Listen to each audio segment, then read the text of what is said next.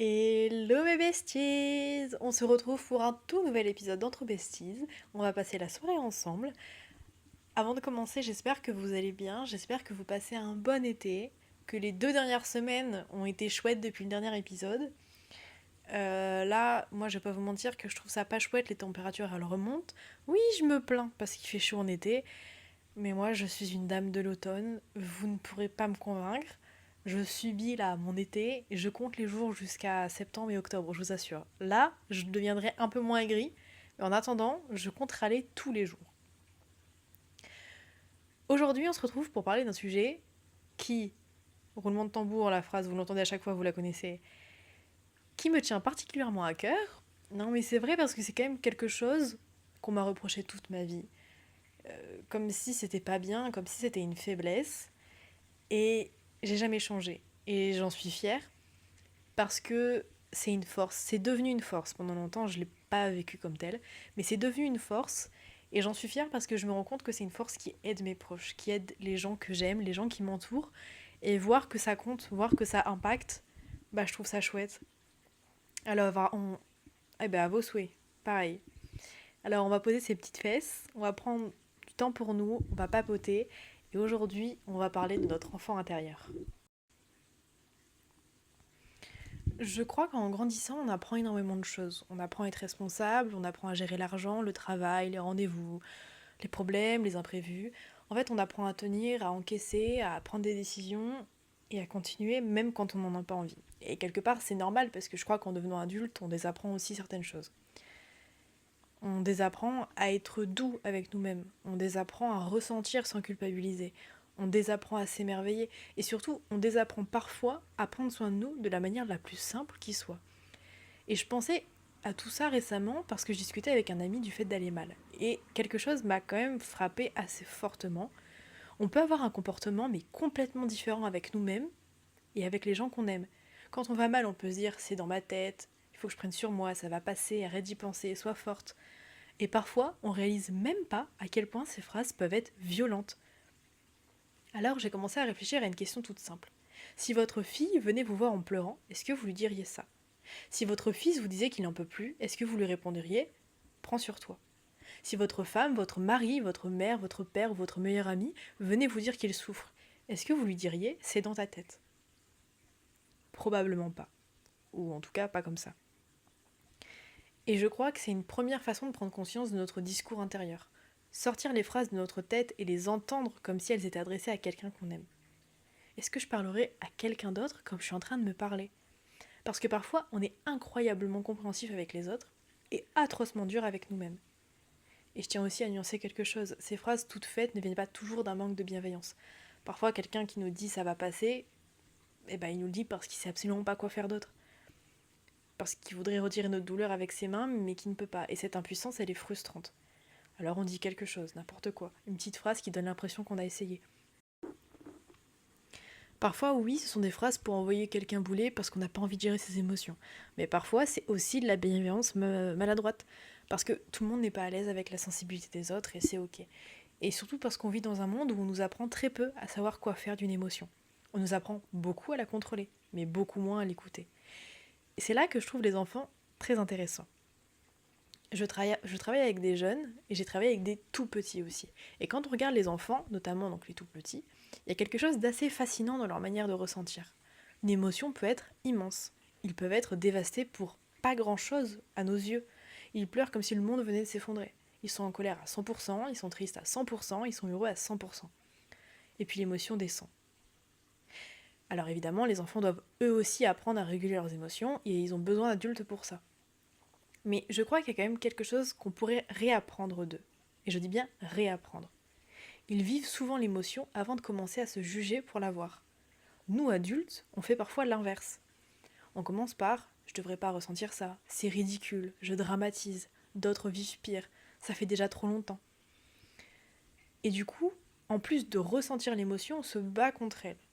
Alors que pour moi, une émotion, c'est un peu plus une petite loupiote, un signal.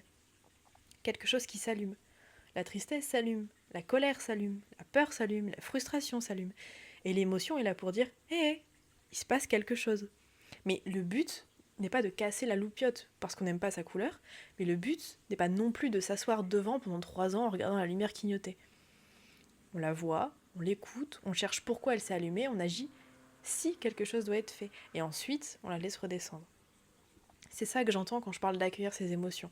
Parce que souvent on entend cette phrase, il faut accueillir ses émotions, mais ça peut vouloir tout et rien dire.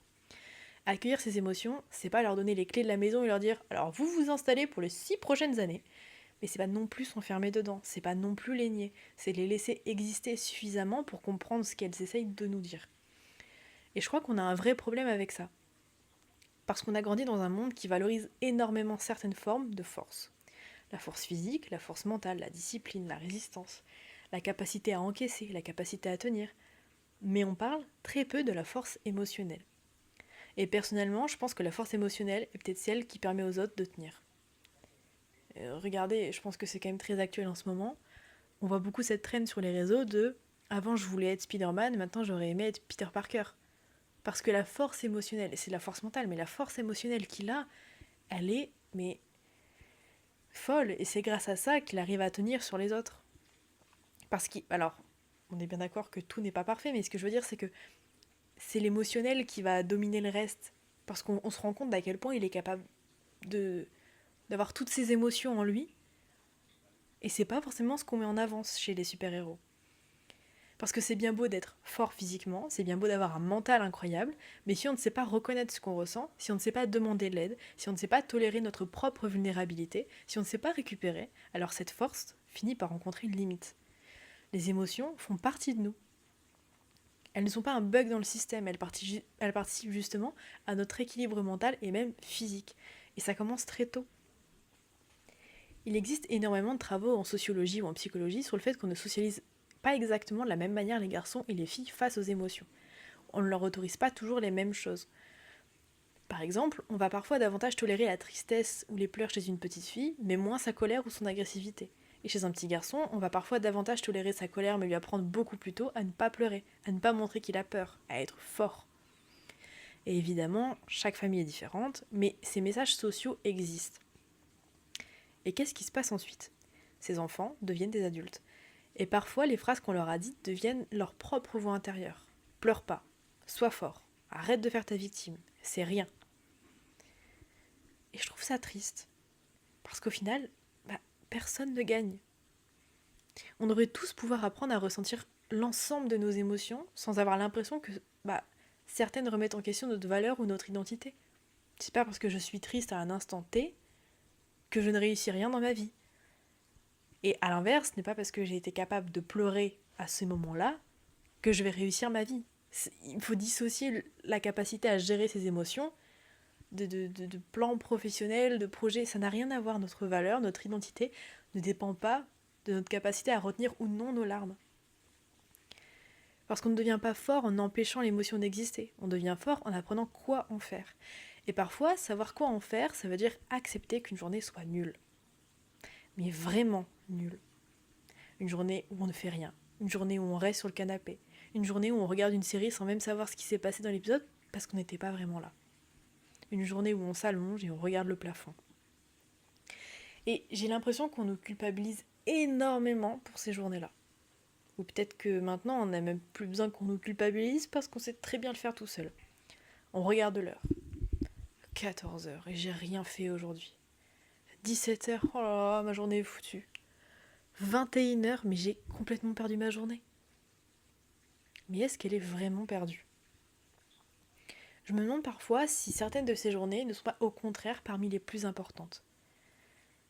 On dit beaucoup que dans le sport, que les séances qui comptent vraiment, ce sont celles où on n'avait aucune envie d'y aller, mais où on y allait quand même. Et peut-être qu'émotionnellement, il existe aussi le mouvement inverse. Peut-être que certaines journées sont importantes parce que on s'autorise enfin à ne pas tenir. On met un genou à terre, puis un deuxième, et on laisse partir ce qui doit partir.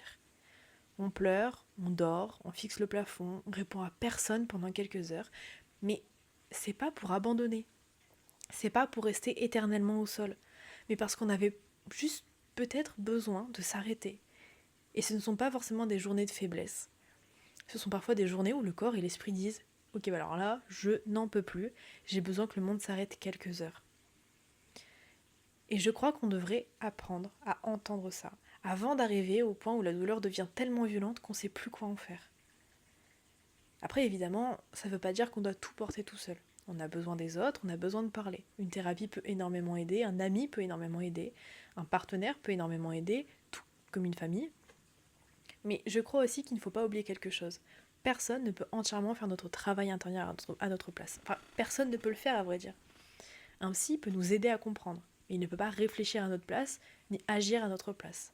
Un ami peut nous écouter, mais si on lui ment sur ce qu'on ressent, il ne pourra pas vraiment nous aider.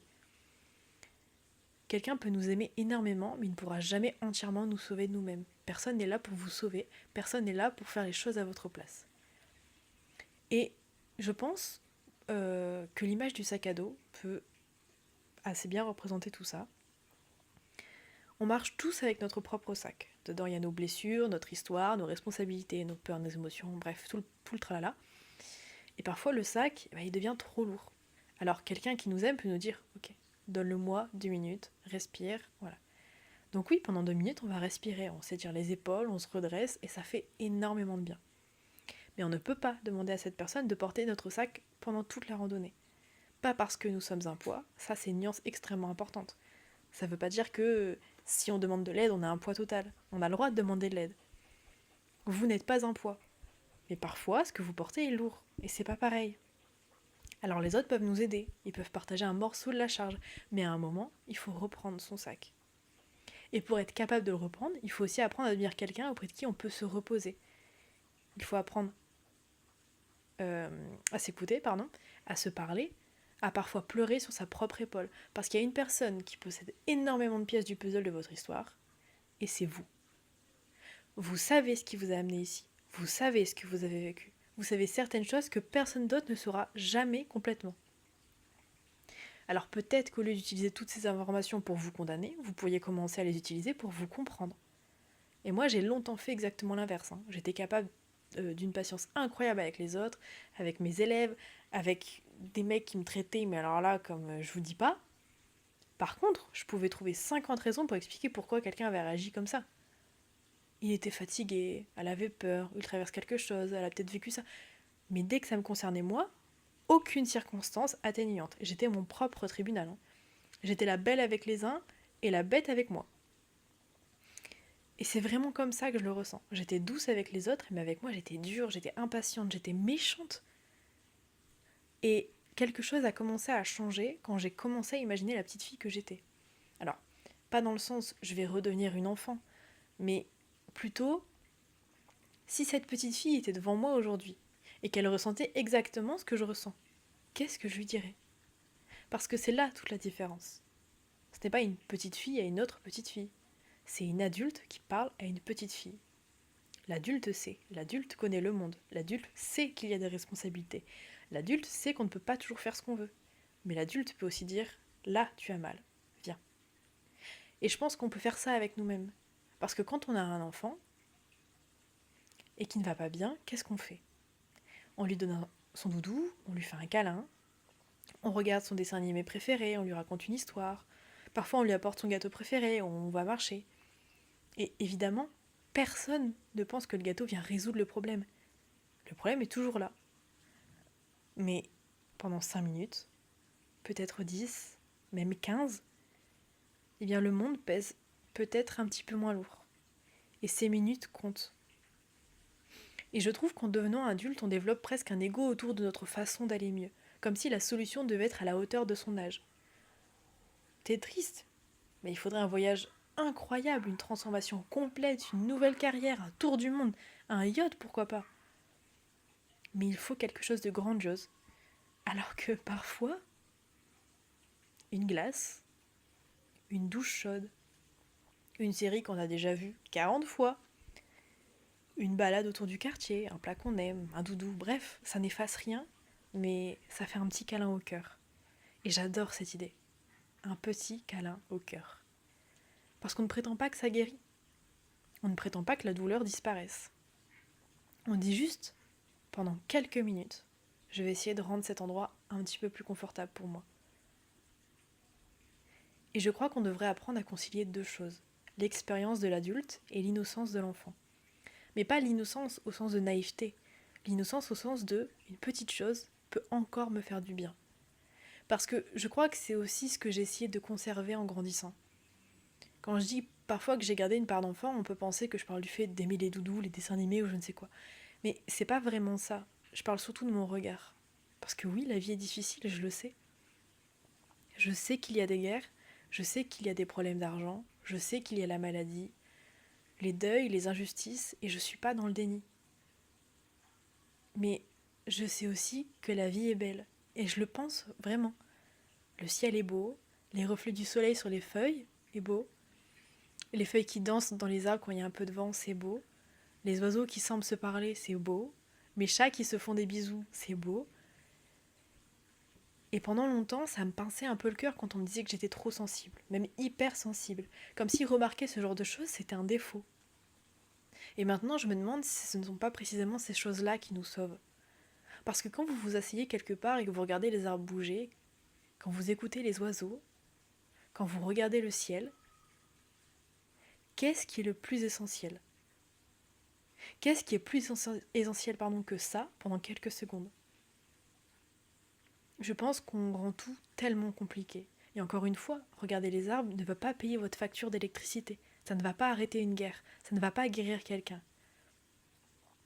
Mais peut-être que pendant 30 secondes, ça vous rappelle quelque chose. Que vous êtes vivant. Que le monde ne se résume pas uniquement aux choses qui vous font mal. Et je trouve ça intéressant de penser qu'on est parti d'un monde avec un ciel, des arbres, des animaux, et qu'on en est arrivé là. On en est arrivé à ce monde incroyablement complexe où on doit gérer des mails, des impôts, des crédits, des horaires, des dossiers. Et parfois, retourner à l'essentiel, ce n'est pas fuir la réalité. C'est juste se rappeler qu'elle est plus grande que nos problèmes. Et mon travail me le rappelle énormément. Je travaille avec des jeunes. Et oui, il y a un moment où c'est très sérieux. Quand un élève a un problème à la maison, quand il ne va pas bien, quand il faut poser un cadre, quand il faut le rassurer, quand il faut le protéger. Et là, c'est ma position d'adulte qui intervient. Mais parfois, une élève vient me raconter qu'elle a eu un nouveau chat. Des élèves sont en train de danser et elles sont juste heureuses. Des fois, il y a des petits amoureux de collège et ça me fait sourire. Et pendant quelques minutes, je partage leur joie. Et je crois que cette douceur infantile, eh bien, ça me fait du bien aussi. Parce qu'il me rappelle que dans ma vie d'adulte, il y a aussi des choses chouettes. Et je ne trouve absolument pas que ces deux facettes soient incompatibles. Au contraire, parfois ils ont besoin de l'adulte en moi. Et parfois ils rigolent avec la petite fille qui existe encore quelque part en moi. Les deux coexistent. Et je crois même que c'est cette complémentarité qui fait la femme que je suis, et la professionnelle que je suis. Évidemment, chacun peut avoir son opinion sur ma manière de travailler. Certains peuvent penser que je m'implique trop, que je m'emballe trop et que je mets pas toujours assez de distance. Et peut-être qu'ils ont raison, dans leur point de vue.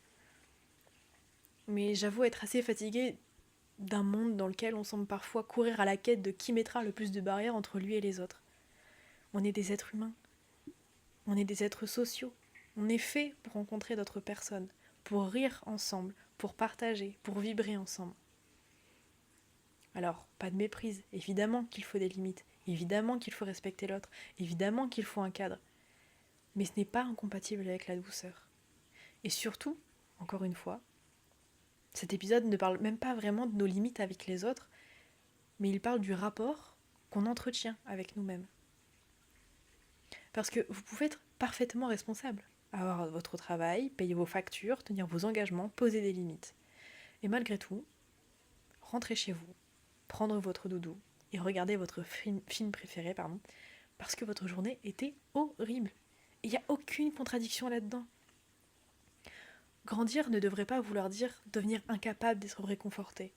Et je crois qu'on confond énormément maturité et dureté.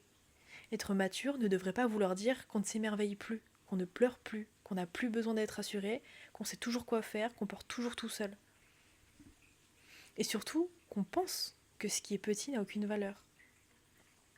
Parce qu'une plage entière, c'est quoi? Des grains de sable. Un petit grain de sable, individuellement, ça ne paraît absolument pas important. On pourrait le perdre et personne ne le remarquerait. Mais mettez-en des millions ensemble. Et vous avez une plage entière. Je crois qu'une vie fonctionne un peu comme ça. Une glace, un câlin, une promenade, une chanson, un fou rire, le soleil sur votre visage, un animal qui vient se coucher contre vous, quelqu'un qui porte votre sac pendant 10 minutes. Une journée passée à regarder le plafond parce que vous aviez besoin que tout s'arrête. Toutes ces choses, individuellement, peuvent sembler insignifiantes. Mais peut-être qu'en les additionnant, c'est ça qui fait une vie. Alors maintenant, quand on me dit que je suis trop sensible, peut-être. Peut-être que oui, je suis trop rêveuse. Peut-être que oui, je suis trop enfantine. Peut-être que oui, je suis trop utopique. Mais aujourd'hui, je crois que je préfère ça. Parce que je sais que le monde peut être horrible. Je sais à quel point il peut être violent. Je sais à quel point il peut terriblement faire mal. Mais je refuse que la noirceur ait le monopole de mon attention. Parce que comment est-ce qu'on peut espérer ramener un peu de lumière quelque part si on laisse la noirceur nous convaincre qu'il n'existe plus rien de beau? Alors, peut-être que la bienveillance est une faiblesse. Peut-être que la douceur est une faiblesse. Peut-être que continuer à regarder le ciel comme une gamine est une faiblesse. Mais alors, je suis fière d'être faible. Je suis fière d'être utopique, je suis fière d'être une enfant. Parce que je veux continuer à regarder les feuilles danser. Je veux continuer à écouter les oiseaux se parler. Je veux continuer à sourire quand mes chats se font des bisous. Et je veux continuer à croire qu'une glace peut parfois faire un petit câlin au cœur. Et surtout, je veux continuer à apprendre à parler à la petite fille que j'étais avec la douceur dont elle avait besoin. Pas parce que je refuse de grandir, mais peut-être justement parce que j'ai grandi. Parce qu'au fond, devenir adulte, c'est peut-être pas abandonner l'enfant qu'on était. C'est devenir l'adulte qui peut enfin prendre soin d'elle. Et toutes ces petites choses que certains trouvent ridicules, la douceur, la sensibilité, l'émerveillement, la bienveillance, c'est peut-être ça qui a le plus de valeur aujourd'hui. Enfin, moi en tout cas, c'est tout ça qui m'a sauvée. Merci de m'avoir écouté. N'hésitez pas à partager vos avis, vos vies, tout le tralala en commentaire ou même dans mes DM sur Insta si vous voulez, aucun souci. Je vous envoie plein d'amour, une grosse tempête d'amour. Et n'oubliez pas, le plus important c'est de se faire des petits câlins au cœur, plein de fois, tout le temps, à soi et aux autres. Aimez-vous les uns les autres. Je vous fais plein de bisous, je vous aime d'amour et on se retrouve très bientôt pour le prochain épisode.